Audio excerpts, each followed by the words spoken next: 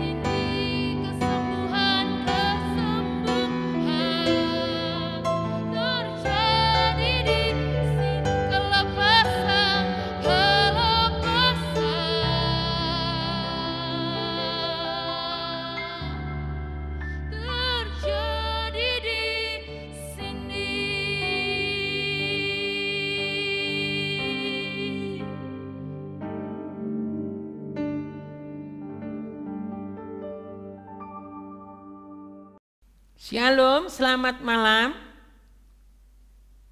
Sebelum kita mendengarkan firman Allah, mari saya mengajak kekasih Tuhan untuk berdoa terlebih dahulu. Kami bersyukur kepadamu Tuhan saat malam ini. Kami sudah memuji dan muliakan namamu dan kami mau mendengarkan firman-Mu Tuhan. Kami percaya Tuhan firman-Mu menjadi jawaban dan kekuatan bagi kehidupan kami.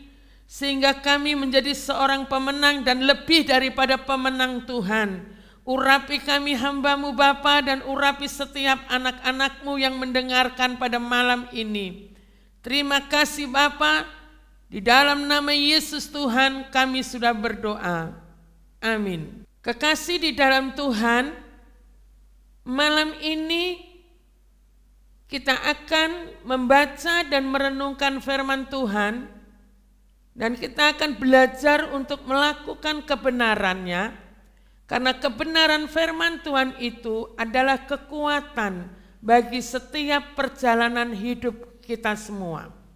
Saya akan mengajak kepada kekasih Tuhan untuk membaca di dalam Kolose pasal 1 ayat 23. Saya akan bacakan. Sebab itu kamu harus bertekun dalam iman, tetap teguh dan tidak bergoncang, dan jangan mau digeser dari pengharapan Injil yang telah kamu dengar dan yang telah dikabarkan di seluruh alam di bawah langit, dan yang aku ini, Paulus, telah menjadi pelayannya.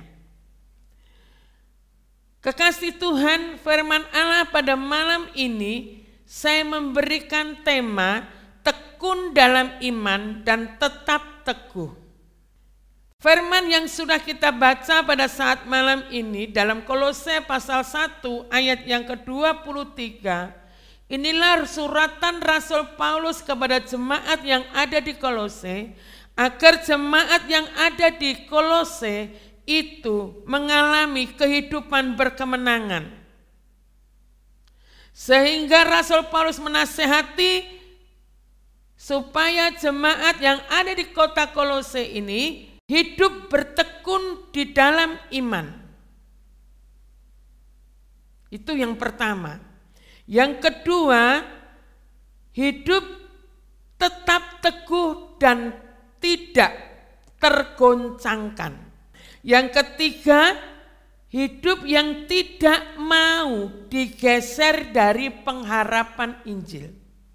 Ketiga hal ini perlu kita perhatikan dalam setiap perjalanan hidup kita sebagai orang yang percaya. Agar iman kita bertumbuh dalam pengharapan kepada Tuhan. saya akan sampaikan, bertekun di dalam iman. Saudaraku yang kasih dalam Tuhan, kalau kita perhatikan kata atau kalimat bertekun, apa arti daripada bertekun ini? Bertekun dari kata dasar tekun, yang artinya sungguh-sungguh, semangat, gigih, sepenuh hati, dan lain-lainnya. Itu arti daripada tekun. Dalam firman Allah Kolose pasal 1 ayat yang ke-23 di sini, bertekun di dalam iman. Iman dalam Ibrani pasal 11 ayat yang pertama, iman itu dasar dari segala sesuatu yang kita harapkan dan bukti dari segala sesuatu yang tidak kita lihat. Itu iman.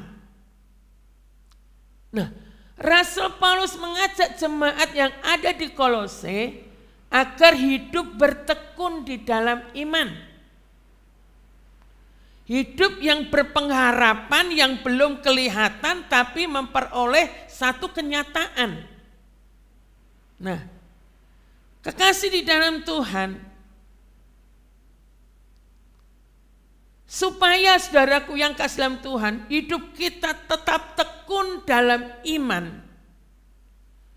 pasti membutuhkan, ya, dan harus ada yang kita lakukan dan kita kerjakan. Yaitu apa saudaraku? Dalam firman Tuhan Roma pasal 10 ayat 17. Saya akan bacakan dalam kitab Roma pasal 10 ayat 17.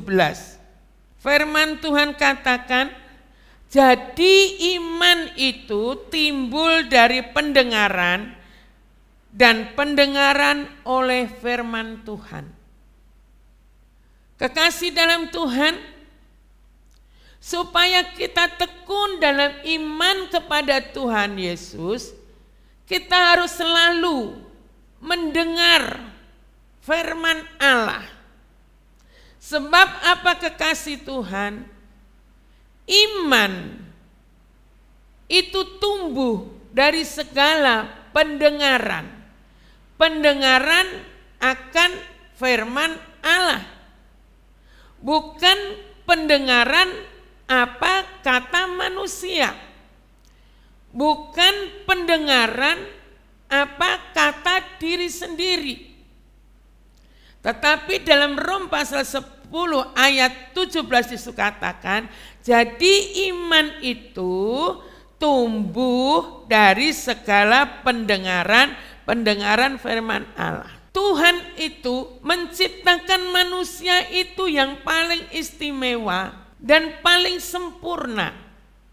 Saya percaya Tuhan menciptakan hidup saudara dan saya itu istimewa.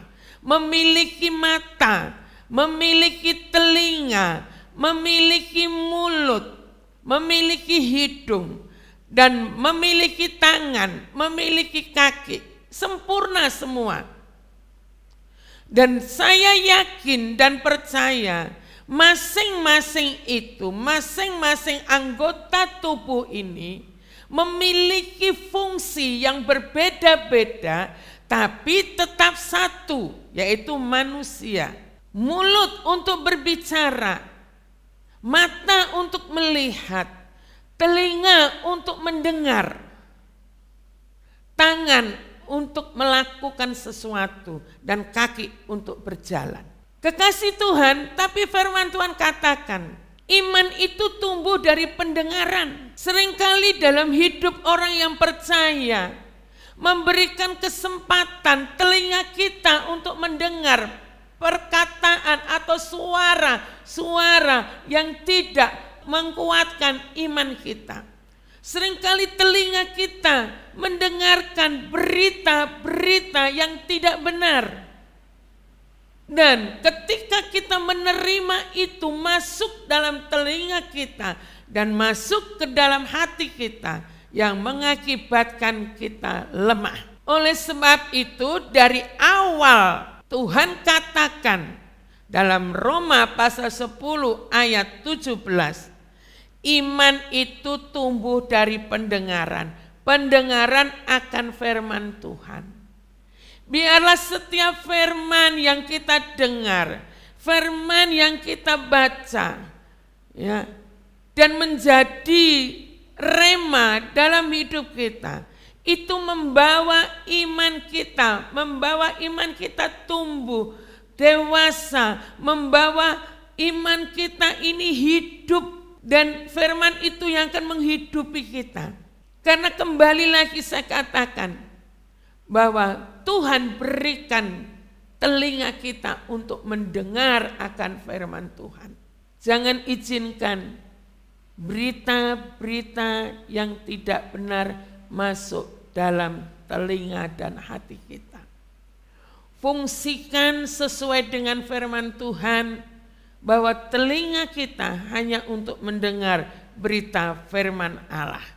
Berita yang menguatkan, berita yang membawa sukacita, berita yang memberkati hidup kita, berita yang membawa kemenangan dalam diri kita, dan berita yang membawa keajaiban-keajaiban Tuhan.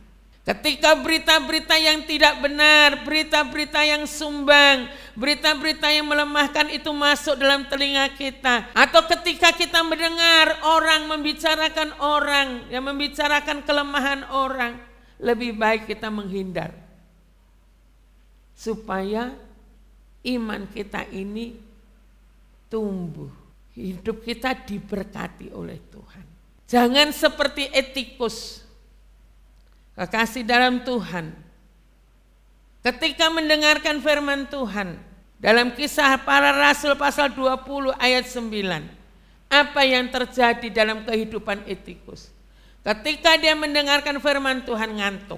Tapi saya percaya setiap kita orang yang percaya kepada Tuhan dan menerima anugerah Tuhan, ketika kita mendengarkan firman Tuhan kita aminkan, sebab firman itu ketika kita mengaminkan firman yang ada dalam hidup kita, yang kita terima, itu menjadi berkat dari dalam hidup kita. Kekasih dalam Tuhan, itu yang pertama, ya, bertekun. Semangat saudaraku untuk tetap beriman, berpengharapan kepada Tuhan. Kita sungguh-sungguh percaya, sungguh-sungguh beriman. Kita gigih untuk tetap tinggal dalam iman. Jangan karena persoalan, jangan karena masalah yang terjadi, jangan karena tekanan hidup, ya, kita lemah, kita jauh dari Tuhan. Padahal firman selalu kita dengar. Di GPI Iluse selalu mengadakan daily devotion setiap hari. Ada doa malam, ada menara doa, ada doa pagi. Seberapa banyak firman yang sudah kita dengar, saudaraku. Tapi biarlah iman kita tetap semangat, ya.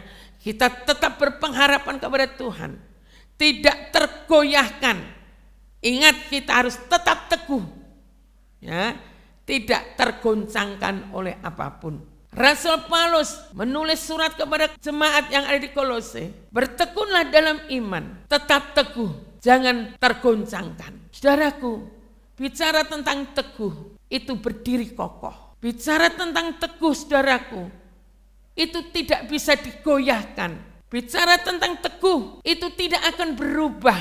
Biarlah hidup saudara dan saya, hidup kekasih Tuhan, tetap tekun dan teguh di dalam iman, tidak tergoncangkan oleh apapun.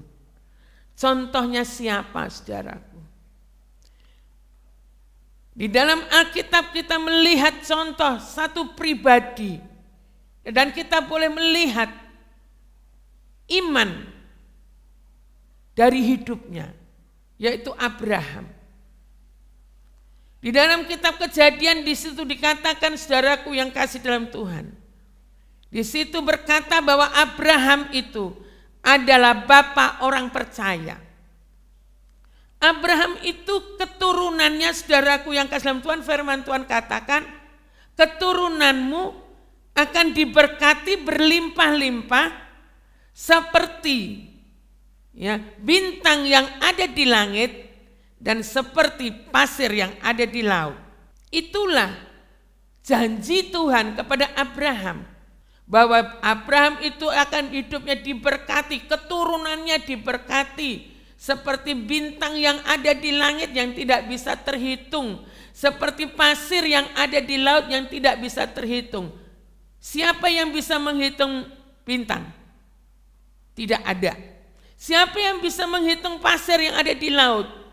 Tetapi itulah ciptaannya Tuhan. Tuhan berkata kepada Abraham, keturunanmu seperti itu. Aku akan memberkati ya, keturunanmu yang begitu banyak.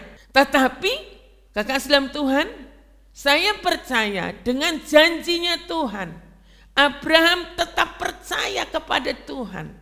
Abraham teguh dalam memegang janjinya Tuhan. Dia tidak tergoncangkan oleh apapun. Saya percaya karena setiap manusia itu ada masalah. Hidup kita juga ada persoalan, ada masalah. Tapi biarlah hidup kita seperti Abraham yang tetap berdiri teguh dan tidak tergoncangkan oleh apapun. Keadaan tidak bisa menguasai akan Abraham. Karena Abraham memiliki, saudaraku, keteguhan iman.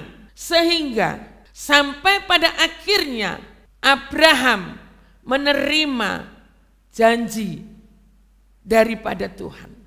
Kekasih dalam Tuhan, dalam penantian Abraham untuk menerima janji Tuhan, dengan waktu yang tidak bisa kita katakan, Abraham tetap tidak mengurangi kepercayaannya kepada Tuhan.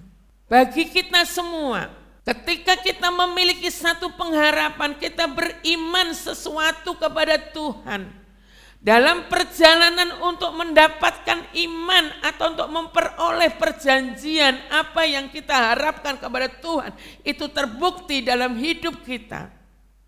Saya percaya ada satu tindakan yang membawa kita untuk semangat, yang membawa kita gigih, berjuang terus mencapai iman yang kita harapkan itu. Walaupun kita harus menghadapi banyak hal, harus mengorbankan diri kita. Tetapi saya percaya kalau kita teguh, tidak tergoncangkan oleh masalah pribadi kita, mujizat Tuhan itu akan terjadi. Saudaraku yang kasih dalam Tuhan, hidup kita karena mujizat Allah. Hidup kita karena anugerah Allah. Oleh sebab itu, milikilah iman yang teguh, yang tidak bisa digeser oleh apapun. Ekonomi tidak akan menggeser iman kita kepada Tuhan. Kesakitan kita tidak akan bisa menggeser akan iman kita kepada Tuhan. Masalah sebesar apapun tidak akan bisa menggeser iman kita kepada Tuhan. Karena kita memiliki keteguhan iman kepada Allah. Jangan mudah tergoncangkan oleh karena keadaan, yang pada akhirnya kita nggak bisa menguasai diri. Maka daripada itu, saudaraku, teguh, tekun, dan miliki hati yang teguh. Tidak bisa digoncangkan oleh apapun yang ada di dalam dunia ini. Dan jangan mau digeser dari pengharapan Injil. Di dalam Kolose pasal 1 ayat 23 itu tadi dikatakan, sebab itu kamu harus bertekun dalam iman, tetap teguh dan tidak bergoncang. Dan jangan mau digeser dari pengharapan Injil yang telah kamu dengar dan yang telah dikabarkan di seluruh alam di bawah langit, dan yang aku ini Paulus telah menjadi pelayannya. Saudaraku yang kasih dalam Tuhan, ingat yang terakhir, jangan mau digeser dari pengharapan Injil. Kenapa saudaraku Rasul Paulus menekankan hal ini dalam kehidupan jemaat Tuhan, baik yang ada di Kolose maupun yang percaya kepada Tuhan, ke saudara dan saya? Karena Paulus tidak mau melihat iman kita, pengharapan kita, keyakinan kita digeser ya oleh dari perkara-perkara yang sia-sia. Tapi biarlah iman kita ini tetap ada dalam pengharapan kita, Injil, kekuatan itu. Kekasih di dalam Tuhan, dalam kitab Roma pasal 1 ayat 16, di situ dikatakan dengan perikop Injil itu kekuatan Allah. Ayat 16, sebab aku mempunyai keyakinan yang kokoh dalam Injil, karena Injil adalah kekuatan Allah yang menyelamatkan setiap orang percaya, pertama-tama orang Yahudi, tetapi juga orang Yunani. Kekasih dalam Tuhan, Rasul Paulus tidak mau orang-orang yang percaya itu imannya tergeser oleh perkara-perkara lahiriah. Rasul Paulus mau bahwa iman setiap orang yang percaya itu tetap tekun dan tetap teguh dalam pengharapannya kepada Tuhan. Dan Rasul Paulus tidak mau juga iman kita bergeser daripada Injil. Injil itu adalah kebenaran Allah. Injil itu adalah kekuatan Allah. Jadi di dalam Injil ada kekuatannya Tuhan, dan Injil itulah kekuatan Allah. Saudaraku, hidup kita butuh akan kekuatan. Hidup manusia, hidup saudara dan saya butuh kekuatan yang dari Allah. Tanpa kekuatan dari Tuhan, kekasih Tuhan tidak ada artinya. Sebab kekuatan kita ini terbatas. Roh itu boleh kuat, tetapi tubuh ini lemah. Roh itu kuat, roh maunya menyembah Tuhan, tapi tubuh ini lemah, tidak berdaya. Jadi saya katakan kekuatan ini terbatas. Kemampuan kita berpikir pun juga terbatas. Ya. Yang tidak berterbatas itu adalah Tuhan. Kemampuannya enggak terbatas, kekuatannya enggak terbatas, kasihnya pun tidak terbatas. Tapi dalam hidup manusia semuanya itu terbatas. Maka firman Tuhan katakan Injil itu adalah kekuatan. Kalau kita mau kuat, carilah kebenaran, carilah firman. Karena firman itu adalah pribadi Yesus sendiri. Injil itu adalah pribadinya Yesus, bukan pribadi manusia. Oleh sebab itu tidak salah kalau Tuhan selalu membawa kita mencari kebenaran, ya, mencari firman. Cari Tuhan, cari kebenarannya, lewat kita membaca, lewat kita berdoa, melalui kita menyembah Tuhan. Saya percaya kekuatan itu ada dalam hidup kekasih Tuhan. Jadi kekuatan itu kita peroleh hanya dari Tuhan. Firman Tuhan di dalam Kolose pasal 1 ayat yang ke-23 mengajar kita, jangan kita bergeser dari Injil. Ya. Coba-coba saudara tidak memakai kekuatannya Tuhan. Aduh, nggak ada artinya, nggak ada hasilnya, semua sia-sia. Ya. Saudara rindu memperoleh sesuatu yang besar. Saudara memakai kekuatannya pribadi dengan keangkuhanmu, dengan kesombonganmu, dengan pikiranmu, dengan kemauanmu. Aduh, nggak ada hasilnya. Tidak akan peroleh perkara yang besar itu. Tapi perkara yang besar, sesuatu yang kita rindukan, yang kita imani, kita dasari dengan iman yang teguh, dan kita tidak bergeser daripada Injil kebenaran, semua itu akan terjadi. Mukjizat itu akan terjadi. Oleh sebab itu saudaraku, mari nasihat Rasul Paulus yang ada dalam Kolose pasal 1 ayat 23 kita akan remakan dalam hidup kita.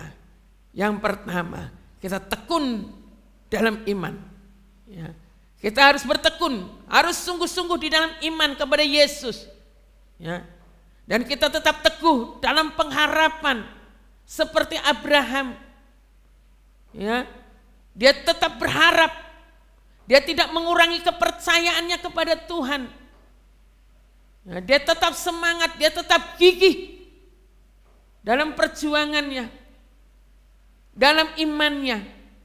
Dan kita tidak bergeser daripada Injil kebenaran itu.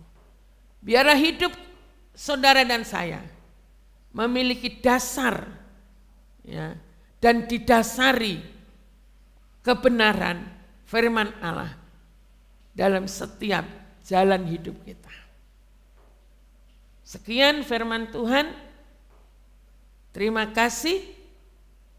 Tuhan memberkati. Dan mari saya akan mengajak kekasih Tuhan untuk berdoa. Si kita katakan ar-al-ayan atukural ayasan atukural ayan atakar al-amalai. Inatukural ayasan atukural ayan atakatakan atakan. Kami bersyukur kepadamu Tuhan saat malam ini. Engkau Allah yang kami sembah, Allah yang hidup, Allah yang berkuasa. Kuasamu tidak pernah terbatas Tuhan, kekuatanmu tidak pernah terbatas. Dan engkau membawa setiap kami ada di dalam rencana dan kehendakmu. Sehingga kami boleh mendengarkan firman-Mu yang menguatkan hidup kami. Agar kami tetap tekun dalam iman dan tetap teguh dalam pengharapan kepadamu Tuhan.